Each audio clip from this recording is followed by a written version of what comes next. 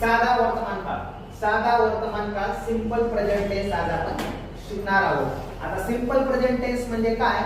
Simple present tense म्हणजे एखादी नैसर्गिक घटना किंवा नैसर्गिक सत्य.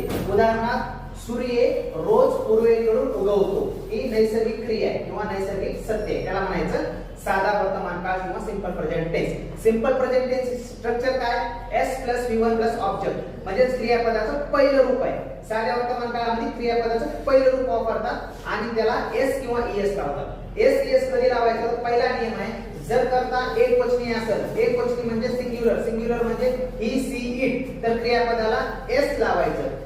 जर क्रियापदाचा दुसरा नियम, क्रियापदाचा शेवट y ने झालेला असेल आणि y च्या पूर्वी ओवेल्स असेल, ओवेल्स म्हणजे AIOUE, तर क्रियापदाला फक्त S लावायचं. तिसरा नियम ES चा नियम. आता ES कधी लावायचं? जर क्रियापदाचा शेवट O CH SH SS X आणि Z ने झालेला असेल, तर क्रियापदाला काय लावायचं रे? तर क्रियापदाला ES लावायचं. आणि लास्ट नियम ES चा ते म्हणजे क्रियापदाचा शेवट y ने झालेला असेल आणि y च्या पूर्वी जर कन्सोनंट असेल, तर y चं काय करायचं?